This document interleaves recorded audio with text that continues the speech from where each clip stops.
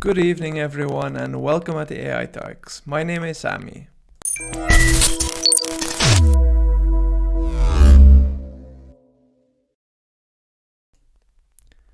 Good evening, everyone. Very happy to have you back at the AI Talks live. Well, last week we had a little hiccup with streaming, but hey, we're back. We're gonna kick it tonight with another, well, it's going to be the same speaker as we had on Thursday. I'm very glad to present to you Veronika. Hi, Veronika. How are you? Hi, Sami. How are you? Sorry, say that again. Hi, Veronika. Hi. How are you doing? Hi, Sami. How are you? I'm fine. Thank you very much for joining us this evening. Very glad to have you on board again. We had some hiccups, as I said, on Thursday, but hey, today we'll be doing it on another level. Definitely. So, Veronika, today we're going to talk about ML.NET and bot framework, if I'm correct. Yes, that's right. We're going to talk about bots and how to enhance them with ML.NET. Okay, that sounds so cool. ML.NET, I have no experience with it, so I'm really looking forward to what you're going to say. So I'm gonna give the screen to you, and the show is yours. Awesome. Thank you. So, again, my name is Veronika Kolesnikova. And in the bottom, if you can see my presentation, then that's my Twitter. So feel free to reach out, find me on LinkedIn, find me on Twitter. If you have any questions, I'm always happy to help you and talk about AI, ML, and other cool stuff. So before we start, let me tell you a little bit about me.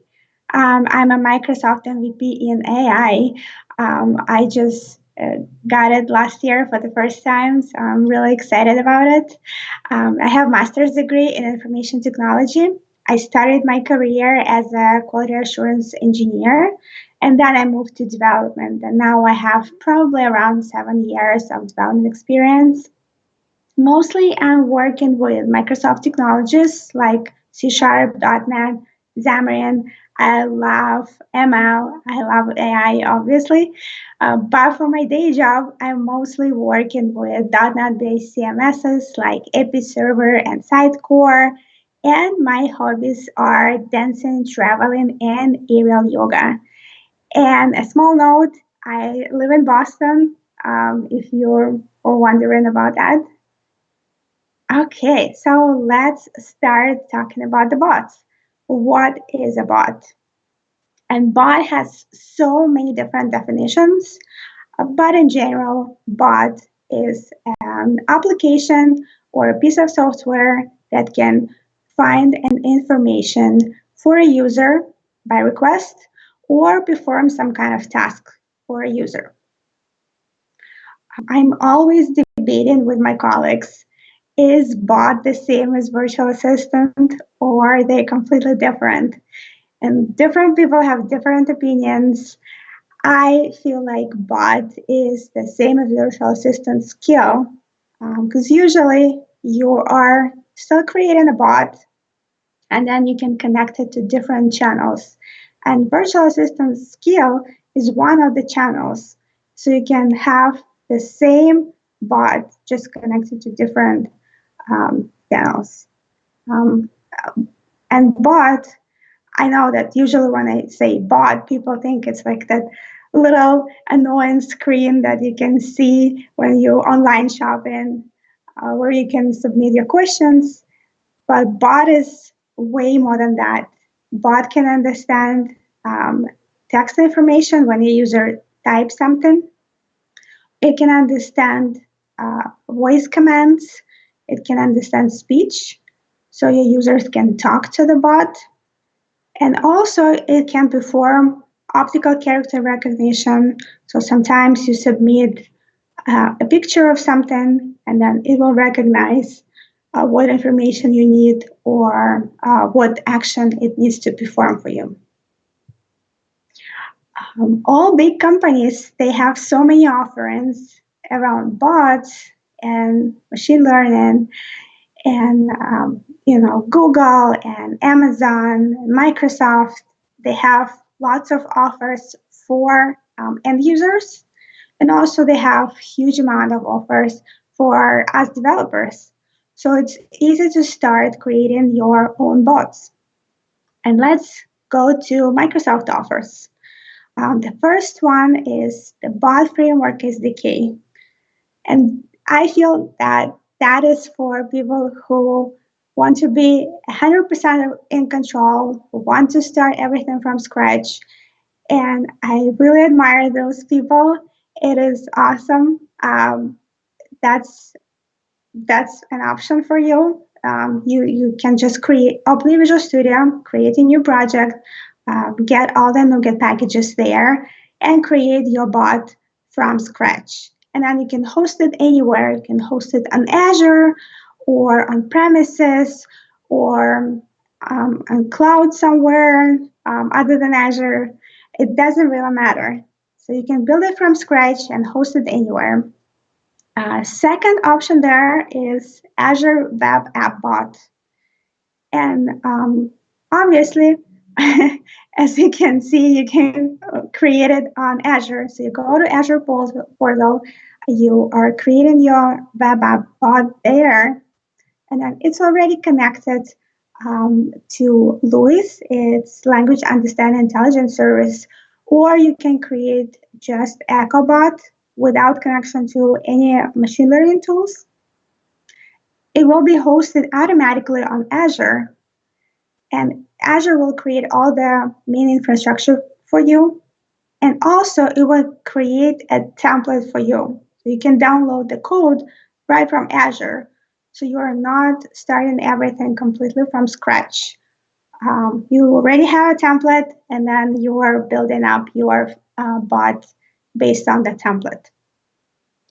Next option there is the Azure Bot Channels Registration. And even if you're creating a bot and hosting somewhere else, not on Azure, you can still use Azure Bot Channels Registration and register your bot with different channels. I already kind of mentioned a little bit about the channels, but there are so many options that you can use. You can connect your bot to VChat, you can connect your bot to Cortana, it can be direct line. They have so many options there.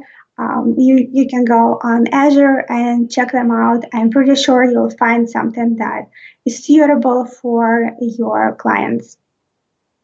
And then the last one here is Microsoft Healthcare Bot. For me, it is relatively new. I learned about it only last year, but I think I read a little more about the healthcare bot, and they started working on it in 2017, if I'm not mistaken. So they put lots of work into it, and basically, it has all the knowledge about medical terms, about some doctors. For example, your user types the symptoms that he or she is experiencing, and then the bot can recommend a doctor to go to. They have lots of functionality built in there. That's all health-related functionality. So users in medical facilities can use it, patients, doctors, and also medical researchers and medical schools can use it too. But it is all customizable. I'm sure there is no solutions that will fit everyone and every client. So it is a great start for you when you're creating a healthcare bot, but it's totally customizable. So you can get it, you can customize it, and then make it specifically for your clients and your projects. And also, Microsoft Healthcare Bot was used by CDC on their website, so people can figure out if they have, if they potentially have coronavirus. And if I don't mention coronavirus during my presentation, then it won't be relevant, right? Okay, so In the core of every bot is machine learning. You can create an efficient bot, a bot that users will like and will use without machine learning. I think the simplest bot that you can create is that echo bot that will repeat whatever your user says or types, but it doesn't really make sense to have a bot like that. So you can't really live without machine learning. And you can connect all kinds of machine learning tools to your bot and make it smart. You can connect cognitive services, and there are so many different options. You can connect Louis by default, or you can connect Q&A Maker and any other cognitive service that is available there.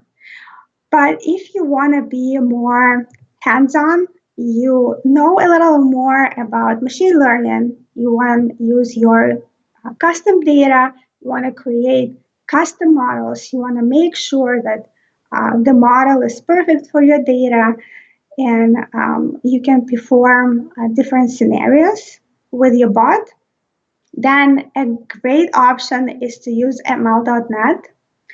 ML.net was released just not that long ago, I think about 2 years ago, maybe less than that, but it has been used by Microsoft internally for so long. So they definitely tested it really well. They're still using it inside some Office tools, Office 365. So it's definitely well tested, well maintained. It is really useful. And it allows you to train, build, and ship custom machine learning models using C# or F# for all kinds of different scenarios. I put just 9 scenarios here, but there are way more than that. It can be sentiment analysis or object detection, maybe price prediction, so many different options there. And then you can use the benefits of AutoML using Model Builder. And Model Builder is an extension for your Visual Studio. It has graphic UI, so you can basically click a couple of buttons, and then AutoML will take care of your data and suggest you the best model.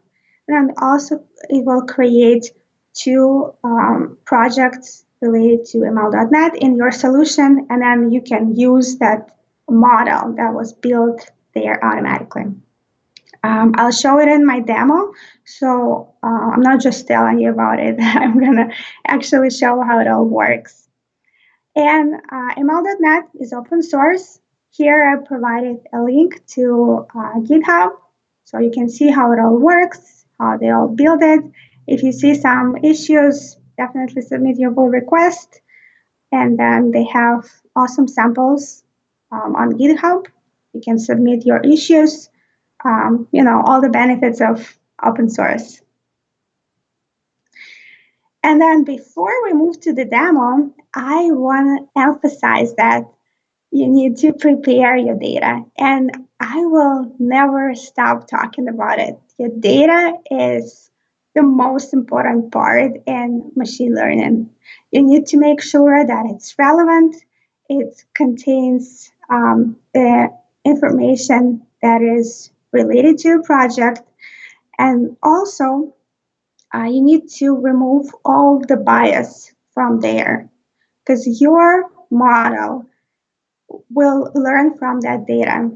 It will not understand what is good and what is bad and what is working and what is not. It will just learn from your data for your model. And you can safely and freely train your model on that data. Okay, time for the demo. So let me go to the Azure portal first, because we're gonna create Azure Web App Bot. And then we're gonna connect ML.net to the bot. So what we do here, we create a new resource, we type bot here, and we see Web App Bot. We are creating it. fill in all the fields here. So you can select your subscription and resource group. That is pretty standard. Your location, that should be close to you, wherever you live or your clients live or stay, where the business are. And then the pricing tier, they have two options there. It also depends on your client's needs. And then, so here's the fun part, the bot template. You have a couple of options there. So you have Echo Bot that I already mentioned before, and that bot will just repeat wherever your user types. It is, I think, really, really basic scenario. And then they have Basic Bot, and Basic Bot will be connected to Lewis and Bot Analytics automatically. So if you want to use Lewis, that's a good option to start. And then you can attach app insights. That is really useful to maintain your bot and make sure that it's working correctly. I'm not gonna create it right now because I already created it before, just to save the time. And here you can see Web App Bot, how it looks. You have a quick overview of what you need to do. And here we're in the build stage. You definitely need to test your bot. You can publish it. When you create it on Azure, you can automatically publish it on Azure. And then connect to different channels. And I mentioned the channels. So let's go back to the channels and talk a little bit about them. So by default, the only channel that is connected is web chat. And web chat is that little window that you see when you shop online, where you can type your questions or search for anything. And that is the basic scenario, the basic channel that you can connect to. They have a bunch of featured channels like Teams, Direct Line, and Cortana channel. But then also they have so many different options. Slack and Twilio and email, all kinds of stuff there. So it depends where you need to connect your bot. And you can connect to all of them, or you can connect to some of them, but you need to be mindful. If you're connecting, for example, to an email, then you probably need to recognize what user types, and it is more around text analytics. With speech, like direct line speech, or if you're connecting to Cortana, then you need to think about speech and provide speech analytics. So you need to understand how it's going to work in different situations and handle it in your code. They have so many different options there. They have analytics. You can test in web chat.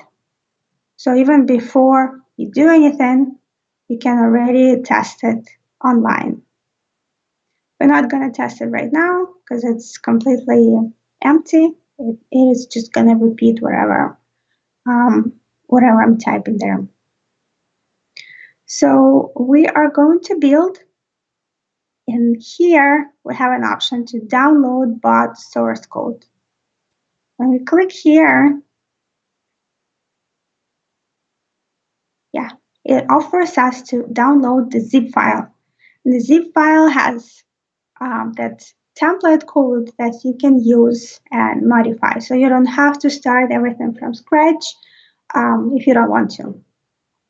So I'm not going to download it right now because I've already downloaded it. Yeah, we're going to go to Visual Studio. So here I have very very basic bot. I just added CSV file with some data so we can train our model. But that's basically what you get in when you download it and open in the archive that they're providing. So lots of things already built for you, and you can build on top of it and customize it. So when you have a model builder extension installed, so it is not automatically in your Visual Studio. You need to install it separately. But when you install it, it's really easy to install it. You just go to extensions and then manage extensions, and you just get it from the marketplace, and then you install it. And when you install it correctly, you can click on any kind of projects, and you have okay.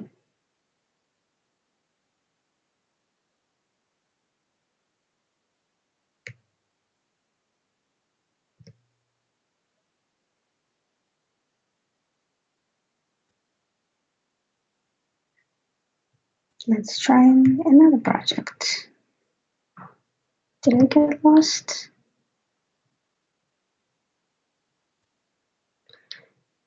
I hope not. What are you looking for? I'm looking for the model builder. I don't see it here. So it should be, oh yeah, I think, yes, okay. Sorry, I'm looking in the wrong place. So when you go to add, you have that option, add machine learning. And when you click on that, that's your model builder. And here you can pick a scenario. There are so many different options available here. Sentiment analysis and image classification. So that's really cool. You have an option to create your custom scenario. But today we're going to talk about sentiment analysis, because I think that's the pretty straightforward scenario, and it's easy to understand. So here you have an option to choose a source for your data. It can be a file or a SQL Server. SQL Server is really convenient if you store your data there, if your clients store their resources there, but you can use just file. Let's choose file, since I already downloaded one, and that is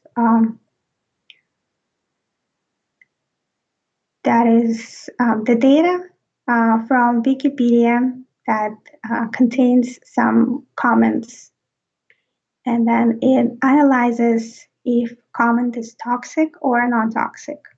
It's really popular data set. So here we have a column to predict, and if you don't remember what kind of data you have, here you have a sample. So we can see that we need to predict label. We are choosing label. And then we also can see that we have lots of different columns. We have 8 columns, but we probably don't need all of them. We definitely don't need revision ID. We are more interested in the comments. So what we do here, we just clear everything. It's a little slow, okay. And then we are selecting the comment. So now we have only essential data that we need for our model. Well, what we do next is we have the train button. And here it actually offers you the optimal time for your model to be trained, and to it uses AutoML, so it is picking the best model for your data, and then it trains that model with the data that you provided. So we are obviously not going to train it for that long. So let's do 10. That is definitely not enough. Sometimes when you train your model not long enough, that you are not getting accurate data. And here they have linked to the article where they explain how long usually you need to train your model for. So here we're starting the training, and it provides a warning. Oh, sorry.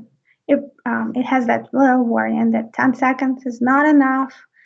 But I'm saying okay, because I just want to show how it works. And we're waiting for 10 seconds.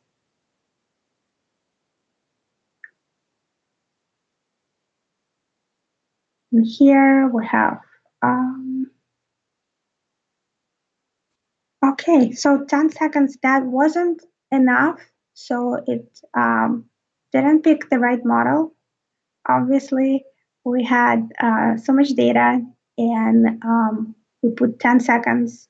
So within that time, AutoML wasn't able to detect the right algorithm for your data. So you need to train longer. Because we don't have that much time, I already have everything ready and trained. Here we have that EchoBot. That's the same code that I got from Azure. And then when you finish training, you get in those two projects in your solution. It is the model project and the console app project. You don't really need console app project. That's here just for testing purposes. So you can test that your model project is actually working correctly. And that ML model.zip, that's your actual model. So you can move it around even without ML.NET. And also ML.NET supports TensorFlow and Onyx. So you don't have to use Model Builder in order to use ML.NET. But with Model Builder, it's really easy to start. So when we have to those projects, we are going here. And this is that one, echobot.cs under bots. And here we are adding our ML.NET code. Obviously, we need to use the model here. And so what we do here, I actually didn't do anything complicated here. It's pretty straightforward. So we're getting text that user types in your bot. And then we pass in that text to the model. And then using the model, we are predicting the result. And the result is toxic or non-toxic. It can be more complicated. You can train on several parameters. You can use different scenarios. So that is a very, very basic option for your bot. And now we are just returning the reply. This comment is acceptable if it wasn't toxic, or was non-acceptable if it was toxic. And that's it. So there are several options to test it. You can test it on Azure, and I already showed it before when we went to the portal. Or you can get the emulator. And here you can see I tested it just to make sure that it's actually working. And it is working. No, actually, yeah. So to test it on your local machine, you need to run it. Just run it from your Visual Studio. It is taken a couple of seconds. Really quick. And then you are going to your bot framework emulator that you installed separately. And there, already connected here. So there you basically type in that URL, and in most cases it is that exactly URL on your local host. But it might be different. If you want to customize it, it's not a problem. Or it doesn't have to be local. You can actually publish it to your Azure, to your Azure, and then you can choose the URL that points to that Azure instance. And it's a web app bot, so it's going to be just a URL. And then you can probably add the app ID and the password. And those things you can grab from configuration. So here you have the app ID and the password, so that you need for the emulator. So let's type something here to test it.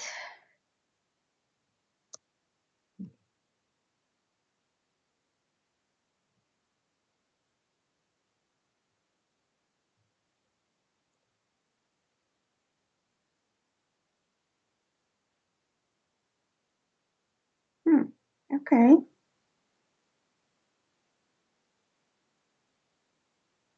think the demo gods are not with me today. Let's try it again. Well, on Thursday it was the streaming gods, so. Yes. Let's try again. So, and here you can see that it's all connected. So technically it should work.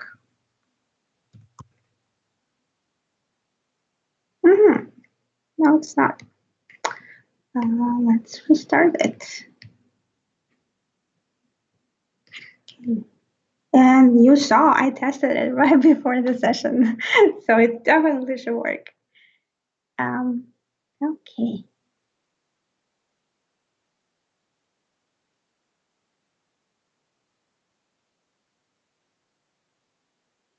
So yeah, that's correct. That's the URL. That is running. Then let's restart the conversation.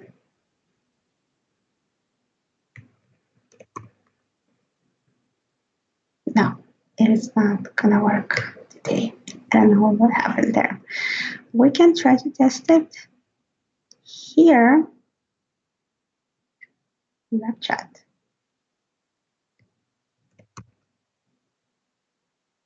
No, something went wrong. That is really strange. Still build. Yeah, it's supposed to work.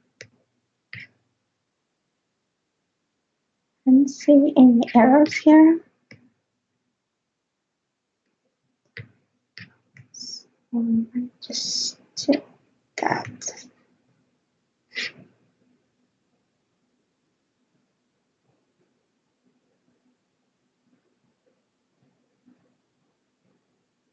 Okay, and then we go to the emulator and we open the bot. So the app ID we are taken from the portal. So don't try to steal my app ID and the password. I'm going to change them anyways. Here we have the app ID. Here we have the password.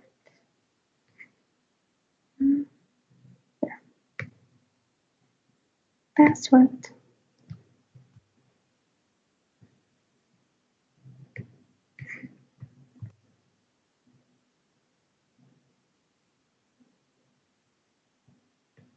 Fingers crossed. Yes. No. Sorry. Okay. But we believe you that it should work. Yeah, sorry. The demo gods are not on my side today. But I have all that code on my GitHub.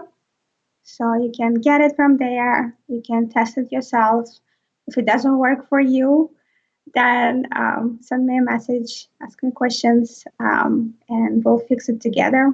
I'll check it later. It was working right before the session. Yeah, and I think that's it. Any questions from you, Sammy, or from the audience?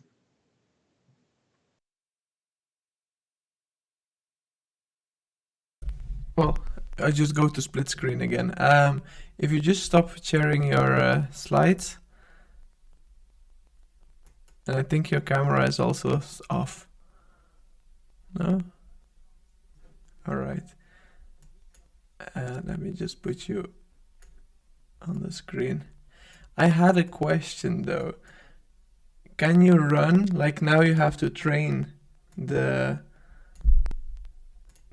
machine learning algorithms locally, but imagine you have you have a lot of data. Can you push it to the cloud for running it, for training it? So that is definitely possible with ML.net. Mm-hmm. It is currently not possible with the model builder. With model builder, you can upload all the data to SQL Server and then use the SQL Server instance. It can be I don't think it can be on Azure. I haven't tried it on Azure, but it definitely can be on your local or somewhere on the server. Okay, cool. So now you just use the ML builder to make making use of the specific ones that are already there. But can you build custom machine learning models also with ML.net? Or it's only the ones of that list? No. So those are available through Model Builder. So our Model Builder is utilizing AutoML. So it does lots of work for you. But if you don't see your scenario or something from the model builder doesn't work for you, you don't have to use it. You can still use ML.net to load your data, to train your model. You can use AutoML even without the model builder. Choose the best model, train it, and then do everything manually. So the model builder is just an automation tool on top of it. Okay, cool. So yeah, you could always still use the Azure Machine Learning service to build your own custom builds TensorFlow or PyTorch model and then use an API to just call it. Yeah. And ML.net is compatible with TensorFlow and Onyx. So even if you have TensorFlow model, you can still use it with ML.net. Cool. I've never used it, but for sure I'm gonna try it out. Thank you, Veronika, for your very interesting talk. Do we have any questions? Only people who are thanking you for your session also. I'm sorry the demo didn't work. It's okay. You had a one screen where it was already showing that it was working before, and you opened your emulator for the first time, so that was fine. So, in 2 weeks we'll not have an AI talk, but we'll have something better. Let's have a small look to a video. Join the Global AI community on April 8th for the Global AI on Virtual Tour. Tune in any time of the day to hear different speakers from around the world on what's new in the world of AI. Find out more at live.globalai.community. See you soon! So Veronika, you're also gonna be there at the virtual tour? Yes. What are you gonna talk about there? With different session, I'm going to talk about speech services. It is a part of cognitive services suite. Cool. Did you try it? Well, it's hard to have been able to try it, but I really liked the neural voice, how accurate and how human it sounds. It's really crazy. So, it's awesome, yeah. Well, I'm glad I'm not the only host during that event. During that event, we had we have a couple of hosts. We'll have Willem, we will have Yves Pardy, we have Alicia Moniz, Amy Boyd, Henk Boelman, and myself. Since it's going to be a marathon of 30 hours of sessions after each other, we want to see every time zone, pass every time zone that there is, from Australia all the way to Seattle. So we're looking forward for that. While my sleeping pattern is not looking forward to that. But I hope we can all see you there at the virtual tour on the 8th of April. So Veronika, thank you very much for being with us, and we hope we can have you another time also. Thank you, Sami. Good evening and greetings and to Boston. Bye-bye. Bye, thank you.